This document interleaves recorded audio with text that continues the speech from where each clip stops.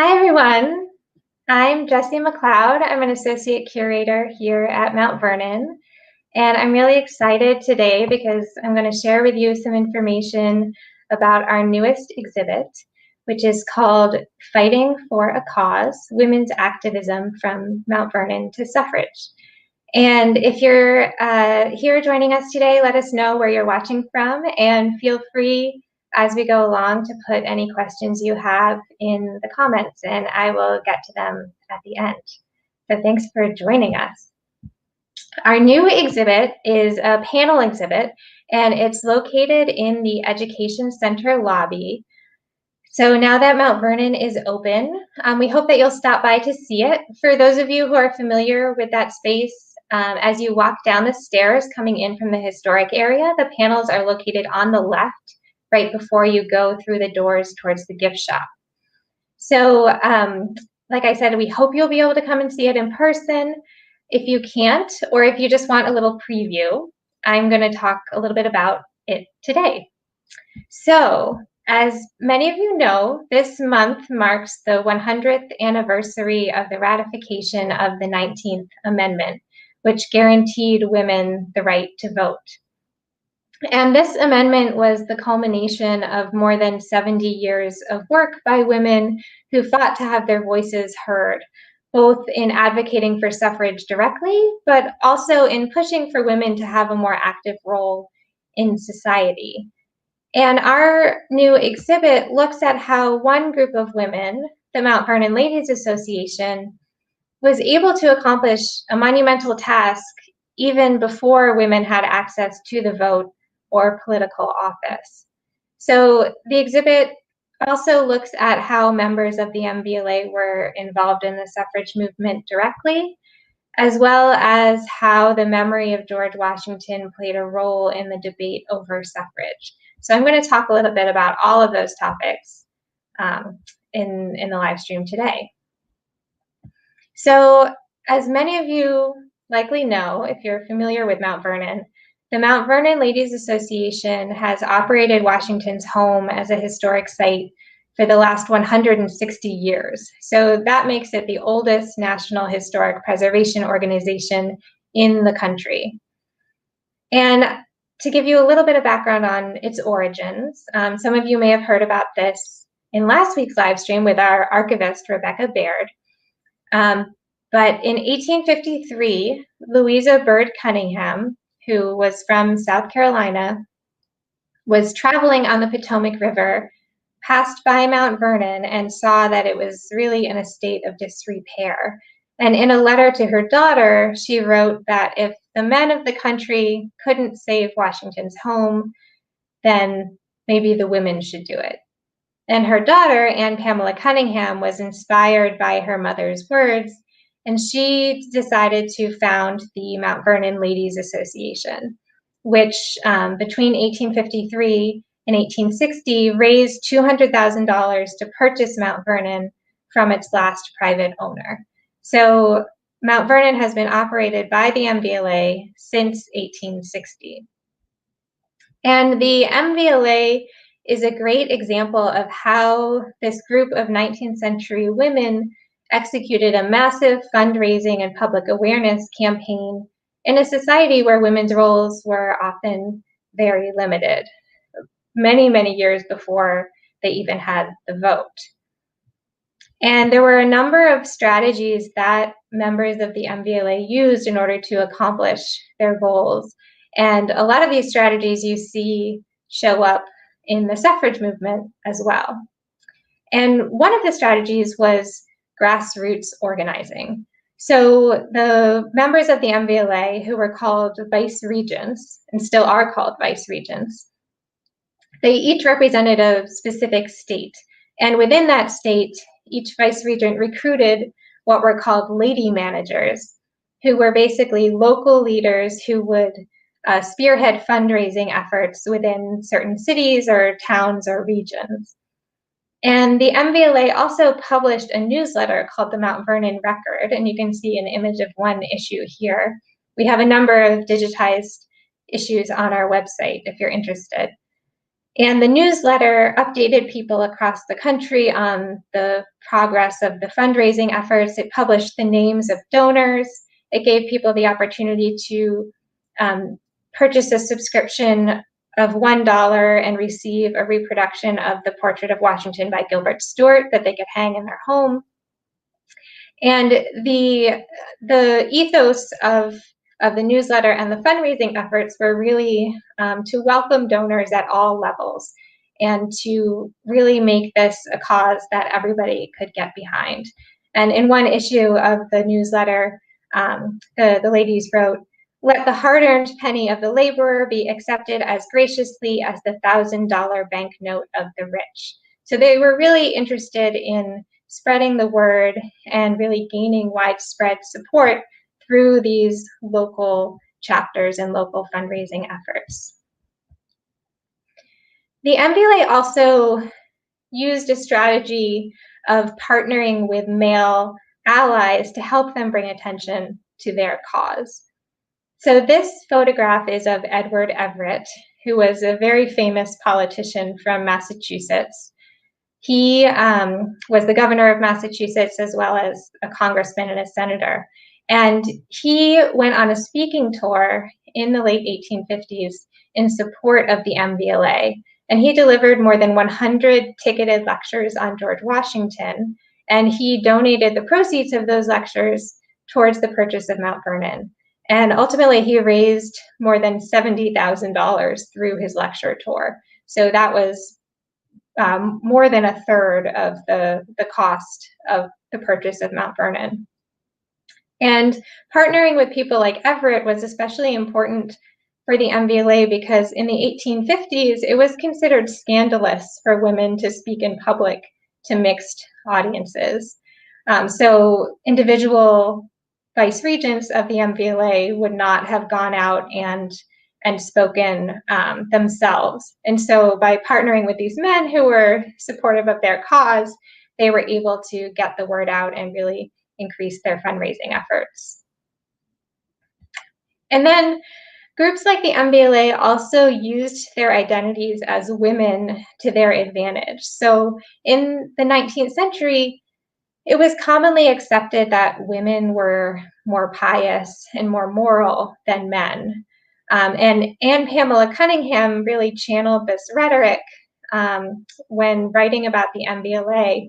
She argued that women were uniquely suited to preserve Washington's home because it was a domestic space, it was his home. And the women could preserve it as a sanctuary from politics and corruption. And politics and was considered a very male world, and many criticized it for having succumbed to the corrupt nature of men. And so this argument really highlighted women as kind of a pure and virtuous influence. And this was also an argument that was used in favor of women's suffrage. So some people who supported suffrage argued that women voters would have a positive influence because they were inherently more moral and more virtuous. And you can get a sense of this in this political cartoon, which is entitled, "From Force of Habit, She Will Clean This Up," which is kind of funny. And you can see the woman here holding a broom, and she's looking at all of the things that presumably women would address if they were given the ballot. So you can see things like the sweatshop and unclean bakeries and the social evil and street playgrounds for children. So this was part of an argument that really upheld women's supposed inherent virtues as a positive in terms of whether or not they should gain access to the vote. So it's important to note that even though the MVLA was an all-women's organization that clearly felt that women were capable of achieving great things, that didn't necessarily mean that it supported women's suffrage. So in the 1850s, when the MVLA was founded and when they were undertaking this fundraising campaign, suffrage was still considered a pretty radical proposition. So the suffrage movement really began in the 1840s, and it didn't really reach the mainstream until the late 19th and early 20th centuries.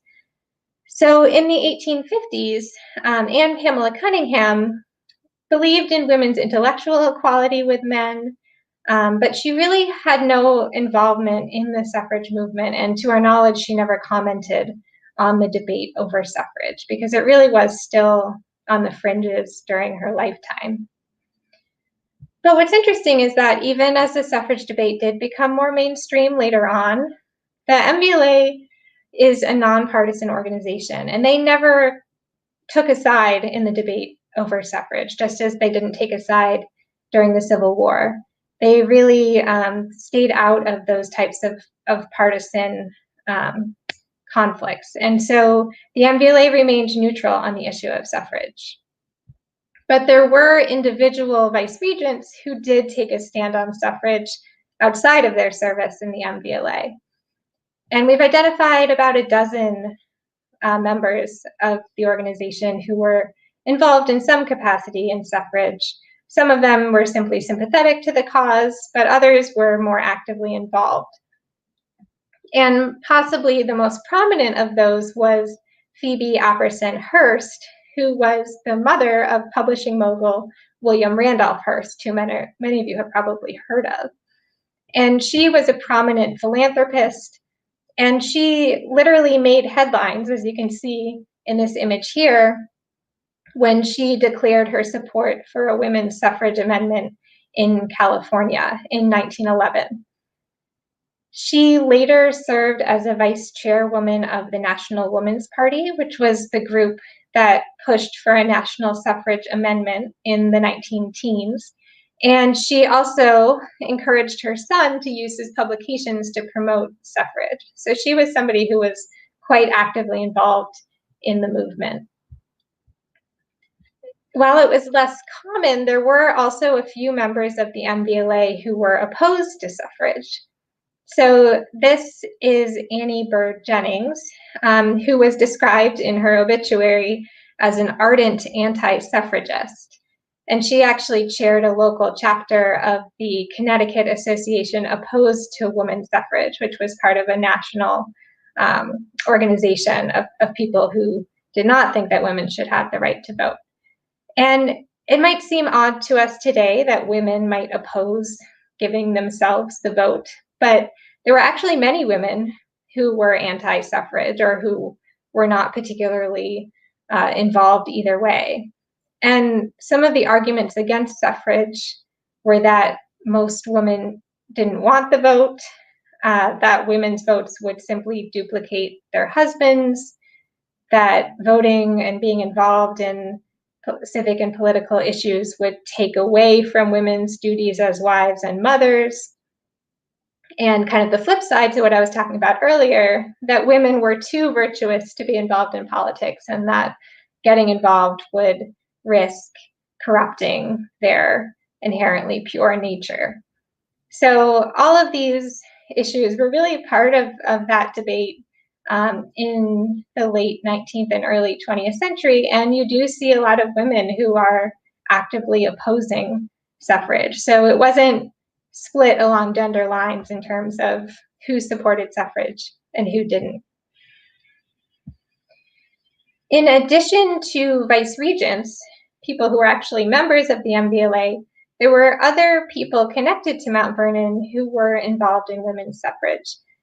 So this image is of Nellie Kidder, who was the great-great-granddaughter of Nancy Kidder, who was enslaved at Mount Vernon until 1801 when she was freed by the terms of George Washington's will. And we highlighted Nancy Kidder on our social media accounts yesterday, I believe. So if you want to read more about her, you can check out those posts. Nellie Kidder attended Howard University, and she spearheaded the incorporation of Alpha Kappa Alpha, which is the oldest Black sorority in the country. And in February 1913, shortly before the first women's suffrage march on Washington, Nellie Kidder actually wrote a letter to Alice Paul, who was the organizer of that march, and who later founded the National Women's Party.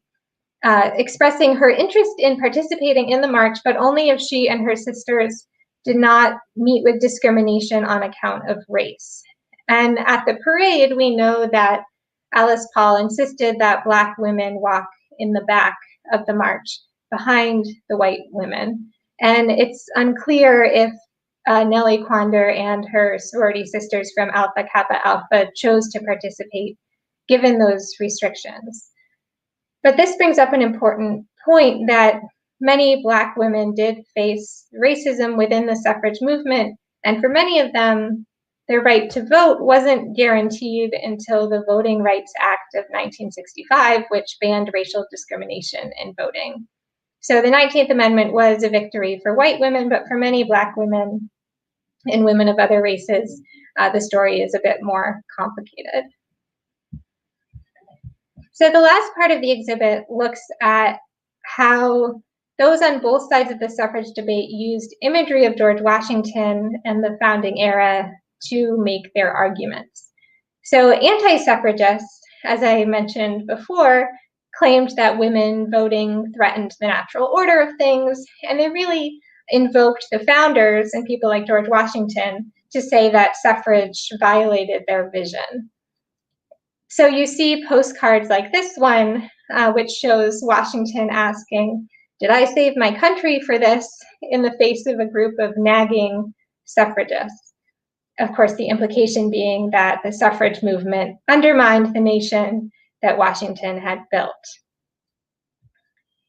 In another political cartoon, you can see a reworking of the Apotheosis of Washington, which is the famous fresco in the US Capitol building, and there's an image of it next to the cartoon on the screen.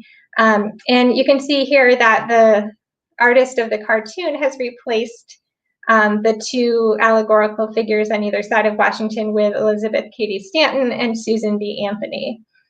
And Stanton and Anthony are revered today as heroes of the suffrage movement by many people.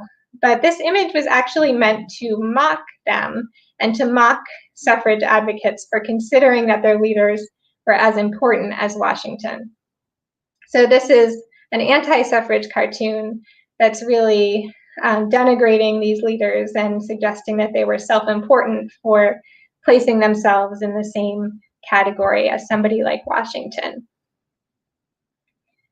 On the flip side, though, we have pro-suffrage advocates who argued that women's political equality with men was a natural extension of the nation's founding principles. So you see a magazine cover like this one, which explicitly connects suffrage to the American Revolution by showing this woman wearing the garb of a revolutionary soldier, holding a musket with a Votes for Women sash on and the refrain, "Taxation without representation." So this really uses the motifs and the slogans of the revolution and places suffragists kind of in that long line, that legacy of the revolutionary era. In another political cartoon, you can see a clear connection being made between leaders of the suffrage movement and George Washington. So this cartoon is entitled "General Jones Crossing the Delaware," and it depicts Rosalie Jones, who led a group of women on a hike. It was called the Suffrage Hike from New Jersey to Washington, D.C. to protest Woodrow Wilson's inauguration in 1913 and to draw attention to the suffrage movement. And so here, suffrage leaders like Jones are depicted as intrepid and patriotic, charging through adversity in order to fight for their cause, and really placed kind of in parallel with Washington in order to celebrate their achievements. So you can see that images of Washington, images of the founding of the country were really used on both sides in the debate over suffrage. So with that, I'll wrap up, and I'm happy to take any questions. First, I'll just give you another plug to go and see the exhibit if you're able to visit Mount Vernon in person. If you're not, you can go to mountvernon.org/suffrage, and a digitized version of the exhibit with a lot of these images is available there for you to explore. So I'm happy to answer any questions. Feel free to put them in the comments. So Alyssa says, what are the biggest changes you have seen in the past 100 years, and when are we going to elect our first female president? We are long overdue. Well, I won't comment on electing the first female president. It certainly won't be in this election. We can see that. But the biggest changes, I would say, are simply in the number of women who are in Congress, in the House of Representatives, and the Senate. It's pretty extraordinary to see those numbers grow. And of course, there's always room to grow more.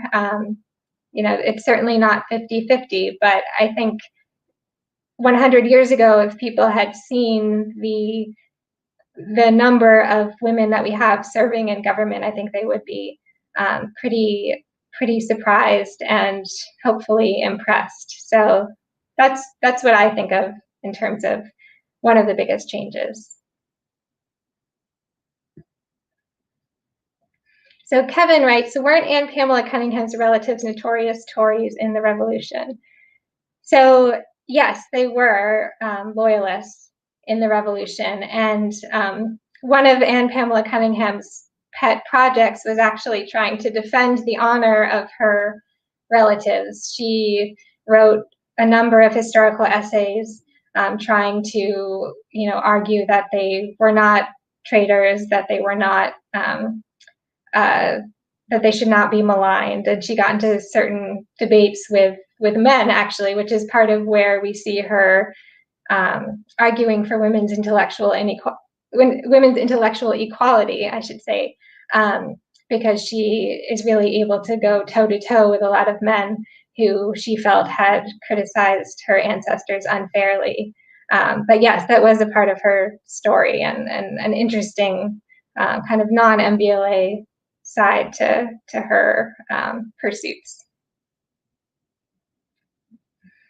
So Christina asks, is there a book on the MVLA that I can get? Yes, there are a few books. We have a number in our gift shop on our website if you explore there. Recently, there was a book published by Lydia Brandt.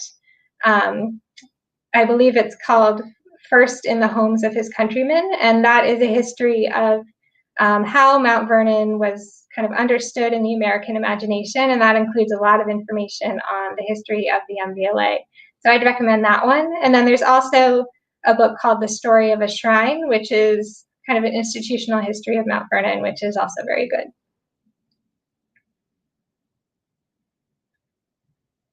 So Brenda asked, did Phoebe Hearst attend the Seneca Falls Convention? So no, she didn't. She actually was part of a later generation. So the Seneca Falls Convention was in 1848. Phoebe Hearst was active in the suffrage movement in the early 20th century, so about 50 plus years later. So to our knowledge, nobody involved in the MVLA was in attendance at the Seneca Falls Convention. But the people who were involved in the suffrage movement tended to be a number of decades later.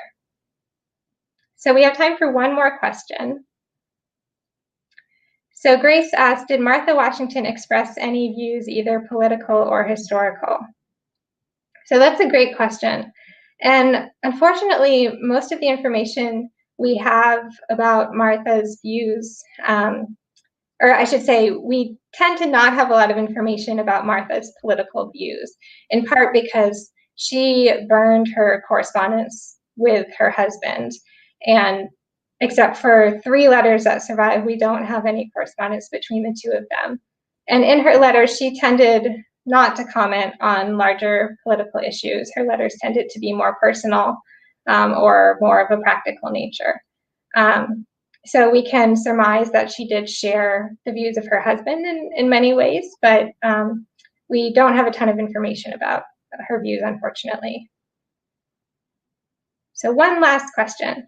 Richard asks, what was George Washington's attitudes towards educating women in the context of his own stepdaughter, Patsy, and his step-granddaughters? So Washington was supportive of educating women in the manner that was traditional for elite girls of the time. So his stepdaughter and then later his step-granddaughters received instruction in things like music and needlework and painting. They did receive, instruction in reading and writing, but for women, a lot of the focus was on what were called the ornamental arts, so things that they would be able to kind of show off to indicate how accomplished they were. And so that's where most of the instruction for those women occurred. And we actually have a lot of artifacts in our collection that relate to that instruction. So we have Nellie Custis's original harpsichord, which we've recently commissioned a playable reproduction of, which you can see in the new room in the mansion. And we also have a number of Nellie Custis's music books, which include her notations and notations from her teacher. So we have a lot of neat information about what education looked like for girls of that time and how George Washington structured that education for the women in his life. So again, I hope that you will visit Mount Vernon, or at the very least visit our website. You can see the link below, mountvernon.org/suffrage. And thank you all for tuning in today. Have a great day.